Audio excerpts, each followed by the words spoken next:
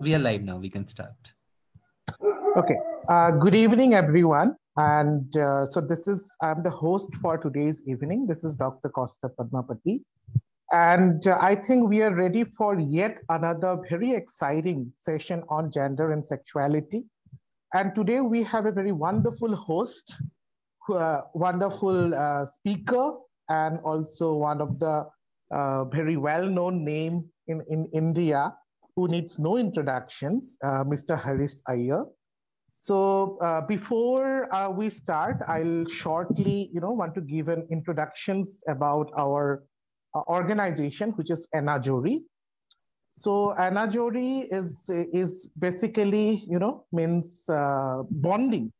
It means it's an Assamese word, which means bond of love. It signifies unconditional love, and it is this bond of unconditional love for his native land that brought back Milind Datta, the founder of Enajori from USA, to start a non-profit organizations in 2018, which engages and promotes various initiatives that are striving for social change, having leadership skills, and building entrepreneurship capabilities in Northeast, including Assam. And every fortnight, we conduct special sessions on gender and sexuality to create awareness on various issues. We have been doing it for the last 2 years. And today is yet another, it's almost the end of the year. And today we have a very special guest, which is Harish Iyer, an Indian equal rights activist appointed to the core group of LGBTI issues by the National Human Rights Commissions. He engages in several awareness campaigns, including promoting the rights of the LGBTQI community, children, women, animal, etc. And of course, he's known for as a guest speaker in Satyamev Jayate and very renowned face. He is also writing and continuously working towards achieving the goal of equality. So we were starting with an interactive sessions. Harish will definitely speak about his journey, then the forum will be open. You can type your question or you can unmute and ask the questions. So over to Harish. Thank you, Dr. Kostav.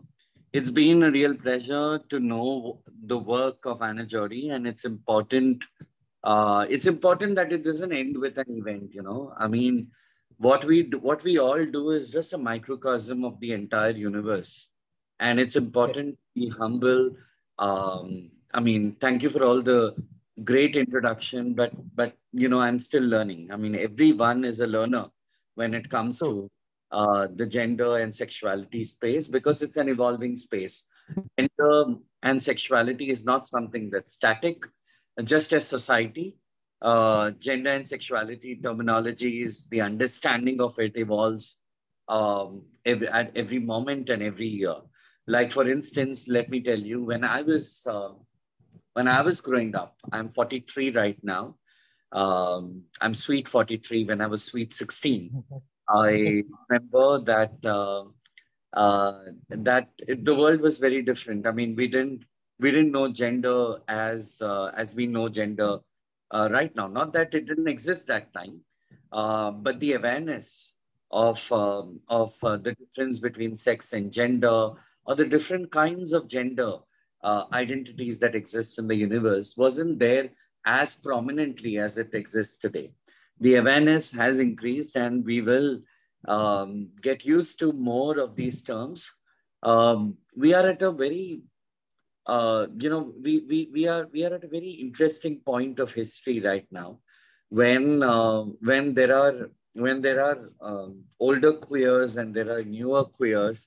So there is never before has India had a generation divide of queer people, of all kinds of queer people, right? So and which means that there is also going to be conflict, adequate amount of conflict, where the old would say that, hey, what are these new terms? I don't understand this, and I'll continue saying the terms the way I want to say. The new would say that, hey, why don't you start learning all these new terms, and why don't you do this? Because we find it offensive, right? The truth is that the older need to learn that the world is evolving, the earth is revolving, and the world is evolving every moment, and we shouldn't be averse to learning.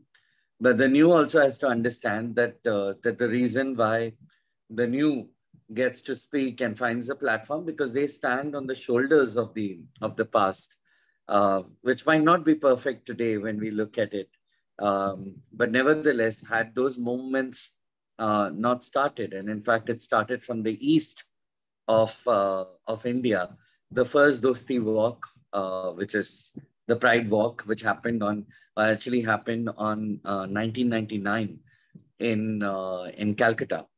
So these movements have this thing. So it's important for us to acknowledge history as well as we move forward, because as someone wise had once said, those who don't pay attention to history are doomed to repeat the same mistakes that happened before. So, briefly, I now work in a corporate space, uh, but I work in a corporate space. That's just one of my identities. I continue to be an activist who stands up for rights. Just that uh, the only restrictions that I put on myself is I can't go on a rampage on social media and speak about any political party. That's one restriction that I need to put in place, because there suddenly could be repercussions on the whole organization and stuff like that. Apart from that, there's nothing that I've stopped myself from doing. So one of the points that I wanted to discuss over here is this generation of queer people, the fact that now there are intergeneration queer people. Okay. How difficult do, how, I mean, this is how I'm observing, but how is the team over here observing it? I mean, is there a generational shift? Are there conflict? Because we often speak about the without, but we don't speak about the withins. Okay. We are speaking about the outside world, but many a times there is a conflict that is emerging. There is a difference of opinion that's emerging within the queer community itself. So how pronounced is it in different geographies? Because India is not a monolith and culture is not a monolith. Okay. So my view cannot be the world view or India's view, or any one activist view cannot be the view of the community. So how does it look in different geographies? How does this look in Assam, Guwahati, the Northeast? And like for Northeast, it started quite late, and to be honest, it's very much confined to Assam and Tripura and Manipur to some extent. And so Guwahati, of course, took the lead. It held the first Pride in 2015, then it has been doing it. And the last year was very significant because the Pride happened in many small towns and a lot of participation from younger generations, basically the college students, university students. And so a lot of queer collectives that have came out and all. But of course, we have a long way to go. It's still not reached states like Nagaland and Mizoram, and because of they have the orthodoxy in the sense of they follow strict Christianity, which does not allow to be LGBTQ. And we have united one of the most unifying figures in India. Yeah. It's not a political figure, it is homosexuality. We unite all religions together. Exactly. So definitely the awareness has come like last 4 or 5 years. And but definitely we are much behind compared to other parts of India. And maybe, of course, it started in the metro cities. I don't always agree, I mean, I think progressiveness is a function of the space you're living in. Like I know of people even in Bombay, True, who are very regressive. Bombay might be the gay capital, okay, for all reasons. Okay, but there could be people, and if people in my society are regressive, then I will assume that the whole of Bombay is regressive. So similarly, if people in my colony are progressive, I'll think, oh my God, so I think it's also a question of perception and impressions. Exactly, exactly. That's True. that's That's, there. yeah, So I yeah, don't yeah. think. Then, in fact, I think otherwise. I think the progress in smaller towns, and like in Calcutta itself, you have Islampur, and you have so many other smaller prides that happen in smaller cities. True. And it happens in Maharashtra a little bit. Like you have the Nagpur, you have Nagpur. You just have Nagpur and Pune. You have three prides in Pune, and that's not because they're very progressive, because all three pride teams fight with each other. So that's why they have three prides. So, True, true. so Completely the true. whole idea is that, and when it comes to the Northeast, I mean, I think that there have been more cities which have embraced the fact, so sometimes it is also this idea that gets percolated. If you look at it from my lens, I think the Northeast has been more progressive, right from Yeah All to various other organizations which have been gaining prominence. Okay, where True. when you hear about this, I know that every queer team fights with another queer team, so I don't expect everything to be a Yeah. Hum Saath Saath Hain film anywhere in India. But the truth is that there have been more instances. I've even seen more ideas of progressive conversations that happen. I think it's unfortunate many a times that Bombay and Delhi and the metros, okay, Bombay and Delhi, not even the metros, just these two metros, and even Bangalore to an extent, take the cream of the attention. But I think the Northeast has progressed Yes, remarkably, yes. very very quickly. In fact, more Yes, remarkably than what the West or the North have. yes, true. Yeah. So, yeah. So, I mean, I'm just here for a conversation. So, if there's anything that you'd want to ask or anything that we could, Definitely, definitely. So yeah, so like you used a lot social media for like for your because social media is also not a very new thing yes.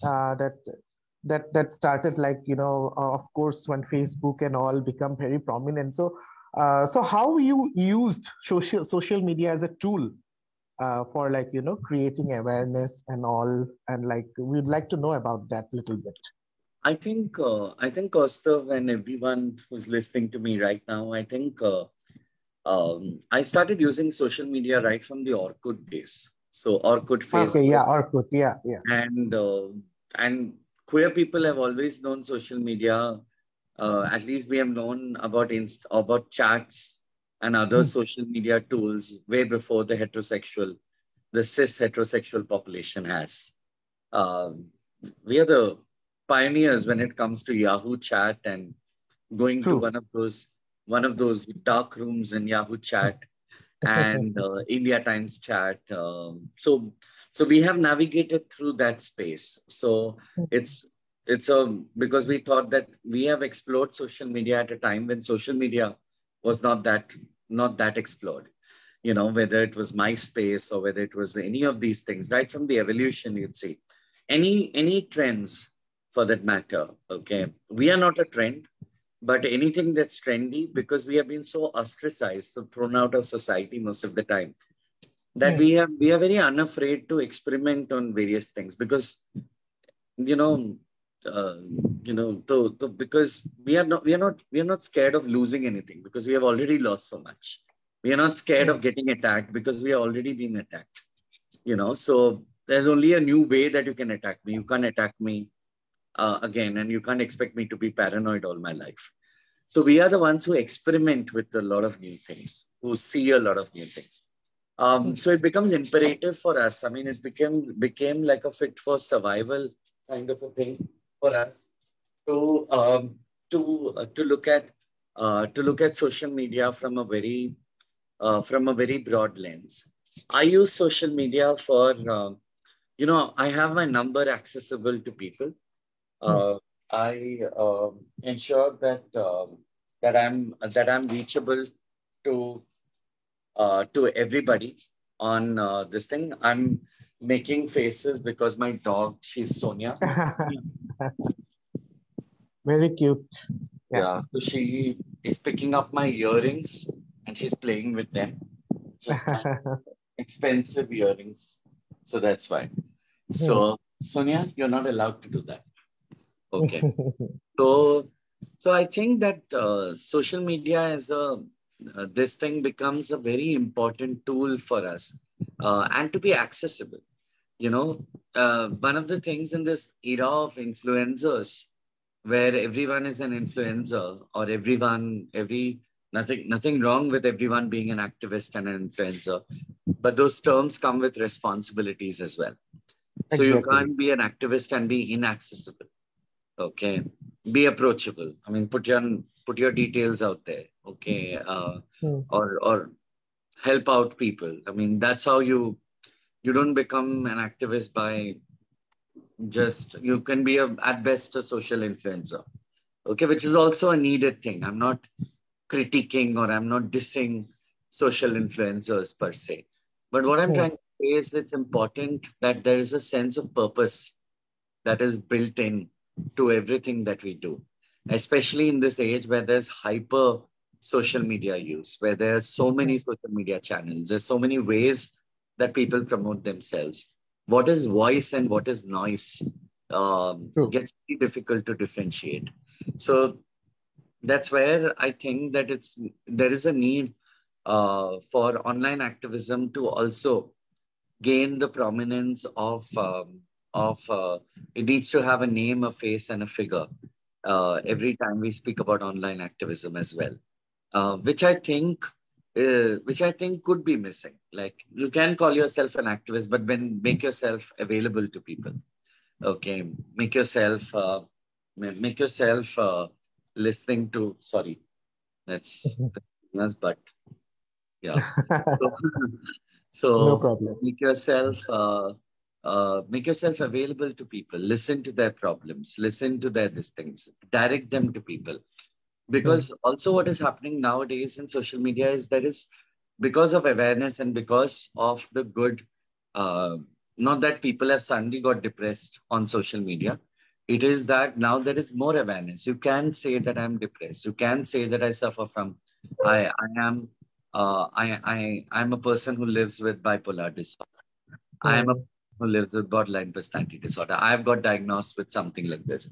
So I think now that the awareness is more, there is also more than activists, people need more listeners. So if you are a social media evangelist and you champion social media, or open your eyes and ears, listen to people, hold space for people. You might not agree with them all the time. The world doesn't need more advice. Advice is available. The world needs more listeners. If you are able to listen to people through social media channels, hold space for people without judging. I mean, there will be judgments, but without imposing your views on them, I think you will build a much better, much sexier world. True.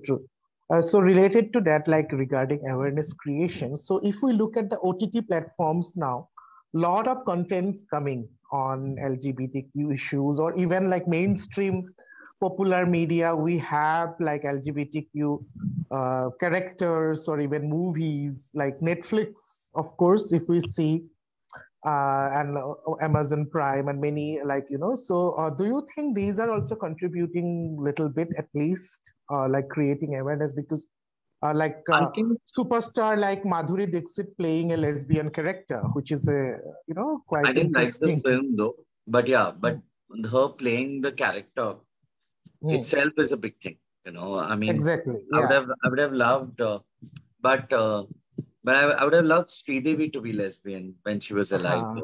So, Yeah. but Because she both of them are did the like best gay thing in icons. English. Do you remember? Yeah. She said, Yes. The teacher, yeah, the हाँ, she teacher. tells कि उनके लिए तुम्हारा प्यार गलत है, तुम्हारे लिए उनका प्यार गलत है, क्या है? True, You know, true. दर्द तो दर्द है ना, दिल तो दिल है ना. I think more marks to for all your Hmm. Madhuri fans. I think more marks to Sridevi than Madhuri Yeah. than on this. So just I got into a Sridevi Madhuri debate, which was the highlight Yeah, of I my think your era. reaction when Sridevi entered in a show which was quite popular in like as a meme or something, we saw that. Yeah, Yeah. yeah, So I think that, social media. I mean, I come from an era where I remember in Hindi films. I mean, Bengali yeah. films and had already, with Ritu Porno, they had done quite a lot and sensitive Chitrangada and other things. But when it comes to Hindi and biggest challenges that we were facing is that there was a lot of stereotyping. Stereotyping, I'm not caricature, saying and that all. you don't show feminine men. Okay, Yeah, I'm not saying that. Don't show. I think that it's okay to laugh at yourself before the world laughs at you. Okay, I'm not true. averse to a joke. Much of our community, I think I really loved Dostana. Okay, Hmm. because I thought that it was the first mainstream attempt. You know, True. uh, I think first they laugh at you and then they laugh with you. Okay, so I I didn't get offended with Kantabai from Kal Ho Na Ho. I didn't get Hmm. offended, but many people did. I mean, so the entire idea is that in Hindi film, especially, people assume that Indian film means Hindi film, which is Hindi one films, wrong. yeah. Secondly, people assume that Hindi films are just either it has to be very arty-farty, like Mirana, like Fire or something like that, which is not seen as mainstream, or it has to be something which is very slapstick, like you had Mast Kalandar, where Anupam Kher, who's actually uh, a very strong advocate of LGBTQ rights. He was the first person I know who had played a character called Piku in a film called Mast Kalandar, where he had a Okay. crest and he was a villain and he used to go like that. Very camp Mhm. character. Okay. But the first, I don't know, Indian film, but definitely first Hindi film was in Hmm. late 1970s, which is called Badnaam Basti, which is the Hmm. love story, which was actually very sensitively shot. Love story between a married man who's a truck driver, married to a Hmm. woman, a truck driver, and his consort, who happens to Hmm. be a man. Hmm. Okay, so it's a love story on that. Okay, so they don't use words like gay. Okay, Hmm. also older films, it always had, like, I remember Silsila had uh, uh, Shashi Kapoor and Amitabh Bachchan having bath together. Okay, and it was implied that they both are naked. Rishi Kapoor had his butt cheeks shown in Mera Naam Joker. So you had a lot of these snippets here and there, just that it wasn't called gay. It was Hmm. called romance. Okay. I'm yet to see someone so physically bromancing in their real lives. But Hmm. there's a film called Ram Avatar where Jackie Shroff, Sunny Deol, and Anil Kapoor are romancing Sridevi. Hmm. And they both give up. And in the end, it looks like a romance between Sunny Deol and Anil Kapoor. So a lot of these examples which are there. Okay.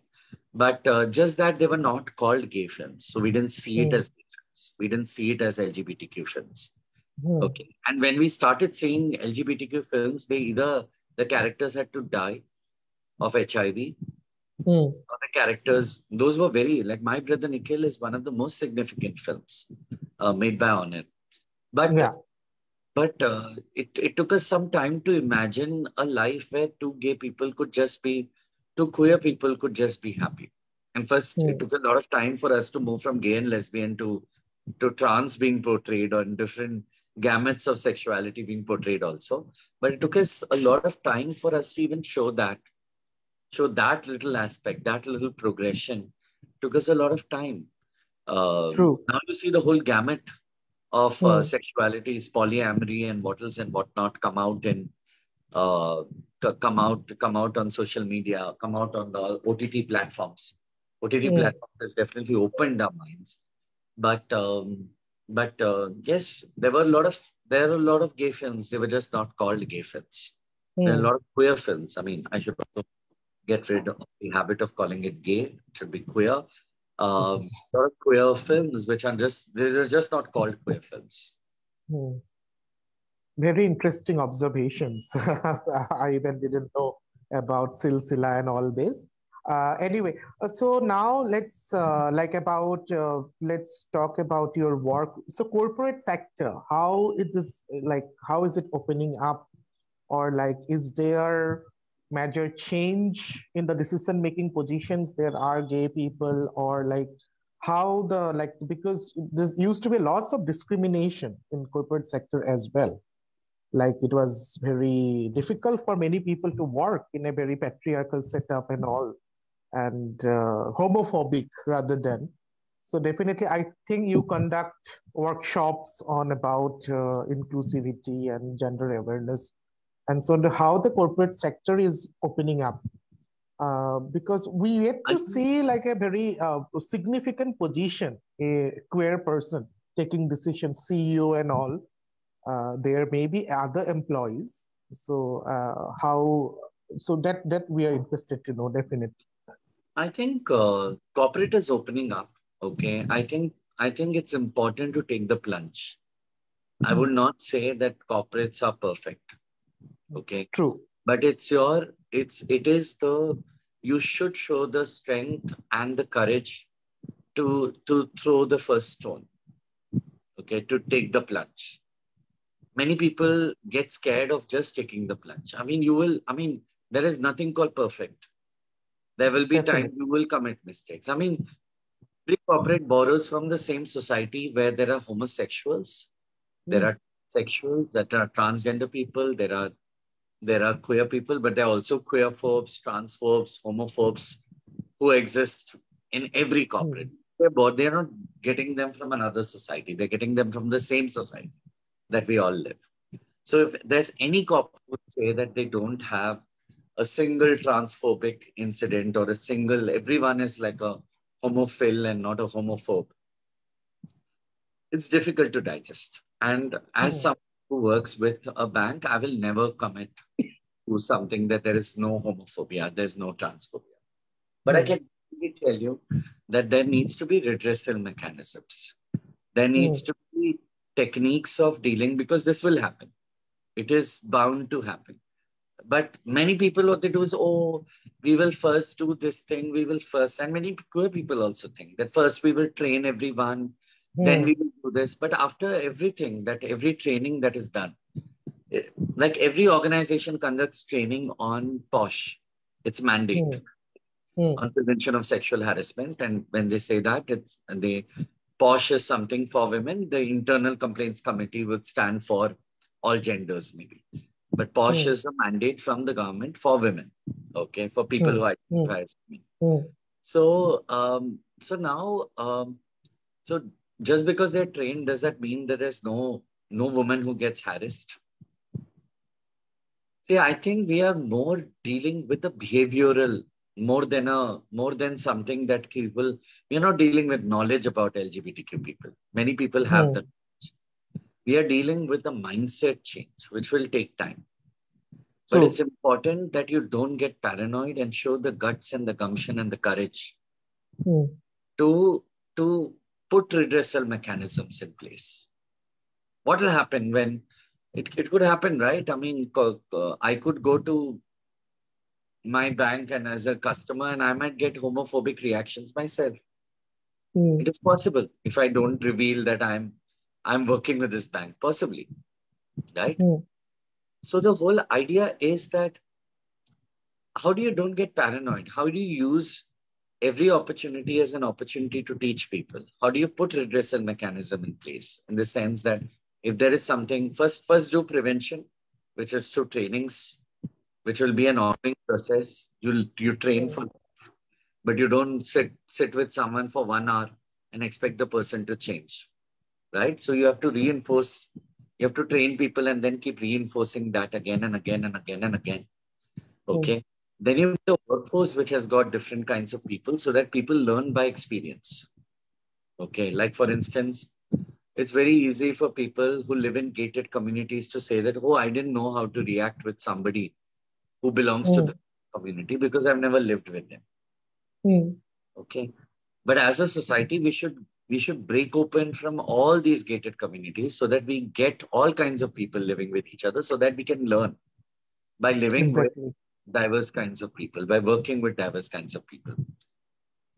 Now, so that is part 2. And part 3 is, if there is an attack that happens, what are the mechanisms that you have? Is training the only mechanism? Are you throwing people out of the organization if they misbehave with trans people, misbehave with this thing? To what level, at what level do you decide to do something like that? Do you have a complaints committee to feature that? Do you get complaints? Get complaints? Are you doing something about it? So there are a lot of these things will become imperative for you to handle, right? And I think that and uh, um, and you think that you want to do this, then you can definitely do this in a more sustained manner, right? So um, uh, so yeah, I think that is another thing that we need to do. So corporates are taking the plunge, and corporates should take the plunge. They will fail, but it's better to fail rather than not trying at all. So take the plunge. There's no perfect time to do it, and there's no situation which is perfect where everything will work beautifully. It'll never happen. There will be complaints.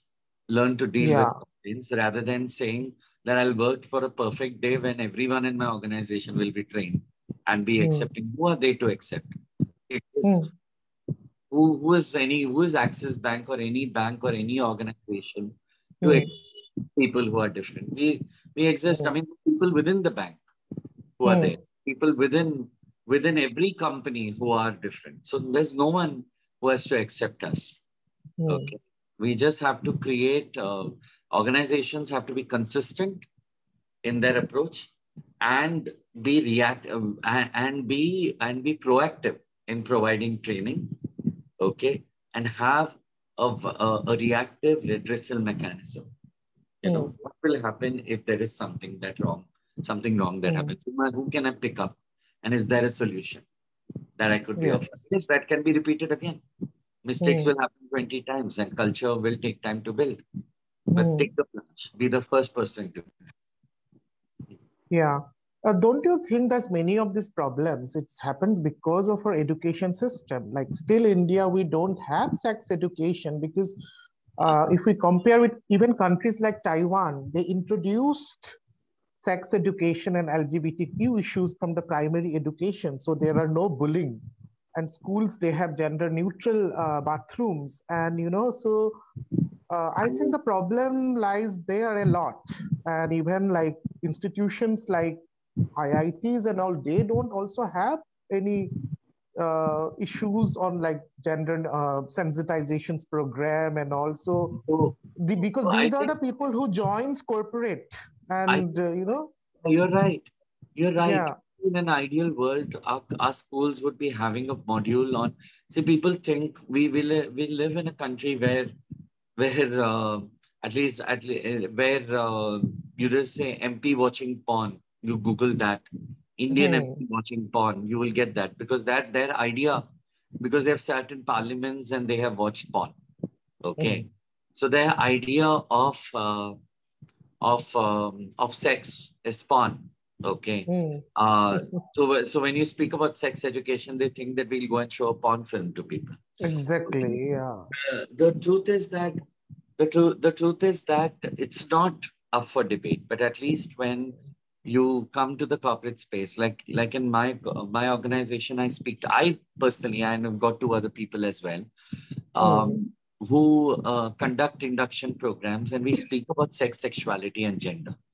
We tell them what is sex, what is gender, what is the difference between sex and gender, what is sexuality, and we have an interactive session over there. I think it's important to.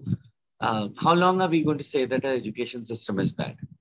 First of all, if people who are listening to this educate our people, we'll be making a change. Okay. We are writing NCERT wanted removed sex education from the teachers training manual. Forget students. From the teachers, they didn't want teachers to know about this thing, about sex, Exactly. sexuality, and gender, and which was curated beautifully. And I know a lot of activists, in fact, Ramki and other activists who have really worked on, from Sati, who have really worked on this. But the truth is that you have to begin. I mean, bolte na ki don't curse the darkness, light a lamp. True. Okay, so what can you do in your space? What can you do? I mean, of course, we'll keep fighting with authorities and we'll try and get this introduced. But what can we do? Can we create corporate spaces, because there we are dealing with adults where you can speak True. freely about these things? Can we? And you're dealing with people who have sex, okay, who don't only, so they wouldn't mind talking about sex. It just need to be put in a scientific manner rather than a erotic manner to them. So I think that awareness at every stage is important, and sometimes when educational institutes don't do it, rather than, of course, it'll be ideal if they do it, but it's important that at least corporate spaces, social spaces start doing it. Communities start doing it. True.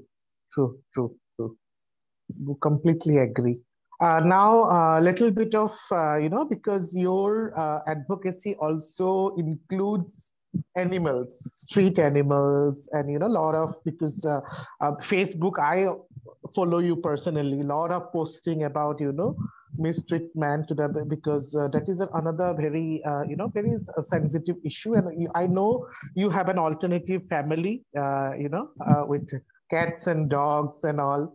So we'd like to know about your, work in that field, of course, about animals, who are really, really, vulnerable, and street animals especially. And yeah, we'd like to know about that.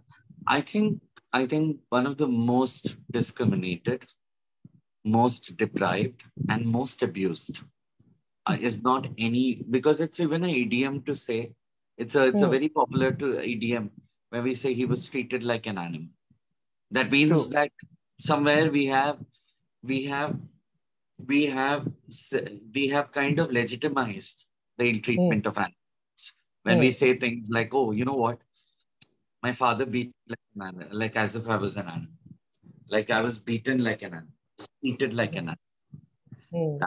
So it has become it has become a space of that kind, and they face discrimination on all kinds. I mean, people misuse them and mistreat them for food, mistreat them for. I'm not getting into the vegan vegetarian debate, but but it's irrespective of that. They get ill treated. Okay, even though I don't believe in ethical slaughter, but even when it comes to treating farm animals, I mean, they don't need to be treated with disdain and disrespect, even if they're getting slaughtered. Okay. So, or they don't need to starve in small cages and be kept, kept deprived of light and this thing, of space, be born, live their entire life in that small cage, gestation crates for pigs. I mean, they don't deserve that, and they are not jiva jivasya jivanam. Factory farming is not jiva jivasya jivanam. Jiva jivasya jivanam, or when you quote that every life feeds on another life, when we are speaking about that, it holds true if I was having a poultry, 5 poultries with me, and there's one which I chop and eat when another one is born. But factory farming is an antithesis of everything that we do natural, because there are these artificial factory farms. There the eggs are harvested over there. Their beaks are cut. The male chicks are sent to the slaughter, sent to a grinder when they're still alive. and they're given heat, this thing, so that there are more female chicks which are born. There are more eggs, that they lay more eggs. So all this is artificial. This does not come from nature. Okay. I would still, say that people have a point when you say things like, I have a free farm. I consume free farm eggs. Free farm in the sense there's a farm, there are birds in the farm, they lay eggs, and just as a tiger eats a goat, I go and chop off a hen and eat it. I still wouldn't think it's right or wrong. I think it's wrong, but others might argue it's right. But still, that is still justifiable to some extent. But to build a factory farm and to say that, okay, this needs to feed the need of these animals is not something that's even remotely justifiable. Okay, the first one ethically might not be justifiable, but at least when you bring in the debate of the lion eats the tiger and the tiger eats the goat and the goat eats the grass, there is an argument to it. There is no argument when it comes to factory farms and killing animals, and chickens are the most abused animals, and fishes are the most abused animals in the world. Where we think that they feel nothing. I mean, people say that I'm a pescatarian, as if that doesn't call for any cruelty. I mean, it's not. So I believe so. Okay, I know that people have a difference of opinion on this, and I'm okay to pick up a discussion or a debate with them. But no. But there's no debate in the fact that animals are the most abused in our country, in the world, not our country alone. Definitely. So I think the last question from my side, then we'll open the floor. So are you hopeful about the legalization of same-sex marriage in our country? Still, the fight is going on. And what's your opinion on that? Any plan regarding that also? I think I have a plan, but I'll rather let it unfold. Okay. Unfold, and I don't want to put the cart ahead of the wheel. But I'm hopeful. I'm cautiously optimistic that something positive would happen. See, most of these, whenever there was one thing that I'm hopeful this present government per se is that they think that this is. I think many of them think that this issue is not that important. So they just let it pass, thinking that there are so many other big issues to deal with. This becomes like a stamp which they can quote every time, saying that, oh, we were so progressive. Now also people debate saying that, you know what, everything, the 377 came during the era of Shri Narendra Modi. Okay. And they say that it happened during that time. It happened because probably when the other opposition was in power, these people, as an opposing party, would object to it, and it would never proceed after 2 conversations, maybe. But now the opposition is not objecting. Okay, they are actually supporting. So it's not anything that they would want to waste their energies opposing. So it's not because they support, but because they do not support, we might actually win. So no credit to any political party for 377. All the credit goes to grassroots activists. All the credit goes to the lawyers. All the credits should go to each and every individual who dared to look at the mirror and say, I'm gay, I'm lesbian, I'm bisexual, I'm transgender, I'm intersex, I'm polyamorous. I mean, it took every one of them to look into the mirror and to accept and embrace themselves, that we have built a world where there is 377 in its draconian form as history. So I think we have come a long way, and we will go a long way. We will have same-sex marriage in this country, and will happen very soon. Probably the last, may not happen right now. It might be the Hmm. last thing that Justice Chandrachud does before he leaves. Yeah, definitely. Okay, so now the floor is open. If anyone interested to ask any question, any comments, you can simply unmute yourself and ask Harish directly, because he also prefers to be more interactive. So anyone?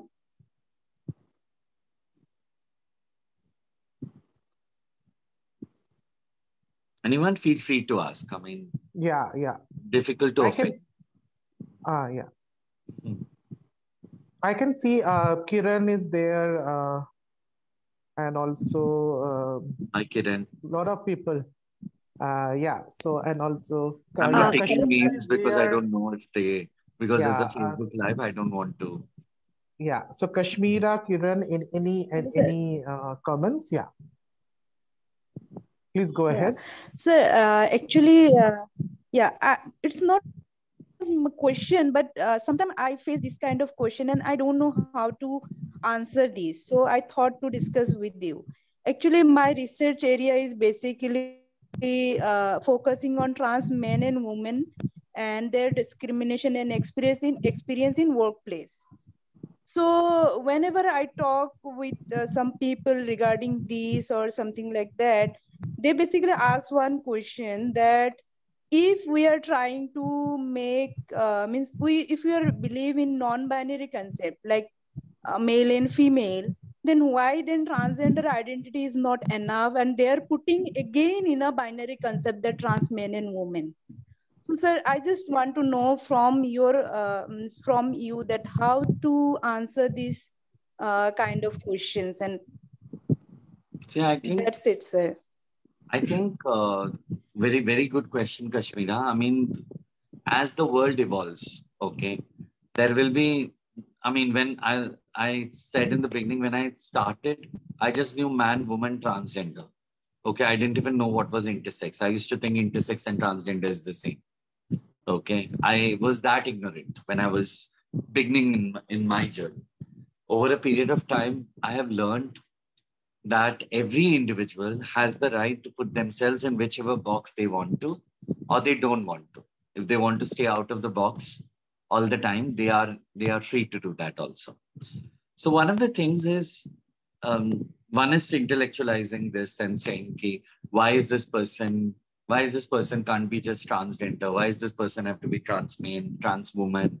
Why this person has to be heterosexual transgender man, heterosexual or homosexual transgender man, or homosexual transgender woman? Why all these things? It is a matter of personal choice and personal liberty. And all these identities are different. They might be similar for one person, but all these identities are different. And I would ask that person, if they would ask me, I said, don't you go on your dating site, or even if you imagine, don't you have the vision, when you say beautiful woman or a sexy woman, okay, or a sexy man, you have a certain stereotype that comes to your mind, no? You know, you think that the person would be lean or fat or hairy or not hairy, or somebody with facial hair or not with facial hair, or somebody with armpit hair, or any of these things for that matter. So we all have our personal choice and our personal vision. So it is not for any other person to say how another person is supposed to feel. In spirit of wokeness or in spirit of not being woke also, that you, no one has the right to tell another person how that person is supposed to feel or what box that person is wanting to put themselves in. People, yes, you can intellectualize, you can write a paper and you can write a thesis on it maybe, okay, but you still don't have the right to tell another person how they are supposed to feel. You can write, you can say that, oh my God, why is the whole world looking at everything in a binary spectrum when gender is actually a spectrum? Why is everything put in a binary? You have the right, and you're right also, that these are concerning issues and these are concerning to you. Like I'm a cheating vegan. Okay, what if I was to tell everyone that, I don't know why you all are standing up for the rights of under the people who are beyond of the discriminated, but you don't stand for the rights of animals. You know, it will not be a justified question to us, because those two are two different things, and everyone has the right to choose their causes or choose the way they wish to define themselves. Okay, and our idea of breaking open the confusion of gender and caste and religion, and sexuality, is not to say that, you know what, I'm opening this, so now everyone has to be liberated. That is not open. You're still giving them a thought and telling them to prescribe to that thought. Being open is also knowing that possibly I might have a right wing and a left wing LGBT person also. A transgender person could also be from any wing, right? So similarly, a transgender person could also be woke, not woke, or woke in their own idea, their own mind, but not according to you. Everything is possible. Did I answer, Kashmira, or did I confuse? Yes, sir. Thank you so much. Means I have tried to answer their questions, and the way you have just mentioned that it's their choice who we are to call, that you And should if be you there. are telling that no, this is by everything, they should not fit in the binary, that is your thinking. No, you don't fit. Write a thesis or write a Facebook post that, oh my God, I don't agree with this. Right, you are in your right. But you have Yes. no right to tell another person. It's like telling, I know a lot of right-wing LGBT people. Okay. Right to say that, I can say that this is what I think. I think that this is my ideology. This is what I believe in. Yes. I have no right to tell that person that no, you can't be LGBT and this. For Yes. joke, probably in a small community, I might say something. Okay, while in the passing, that, you know, array, it's so funny. How can you be right wing and supporting? How can you be supporting Trump and also be an LGBT person? I can say that. I can have a debate with the person, but I can't tell the person that you can't think like this, that this is wrong, because it's right for that person.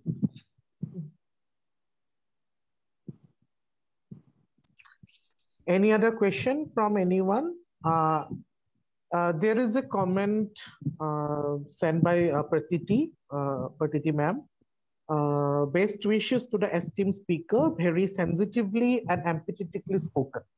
That is any other comment, or anyone wants to say anything?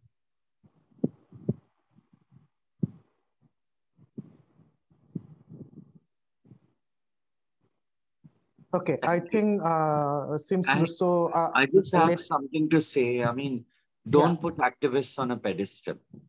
Any activist, okay, they are flawed. Every activist, including me, are flawed. Okay, so there would be times when I would learn things, and I've committed many mistakes, and I will continue to, because I will dare to take the unbeaten path, and the fear in taking the unbeaten path is failing. So I will fail, but I will do it. I will learn. So not me, not anybody. No activist is perfect. Okay. So maybe the last question that we can sum up. So of course, Harish, you are counted among the 100 most influential LGBT people in the world. So which is a great honor and also responsibility. So of course, you said you are sweet 43, and what are the other maybe 50, 60 years, what you want to do, what's your plan? We are really interested to know about, future plans, of course. I think one of the things that I want to do is have an anti-discrimination law in this country, which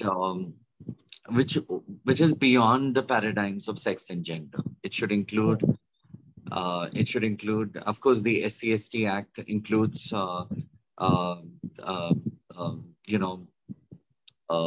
caste and other things, but an overarching this thing where people are not, our freedom of speech should not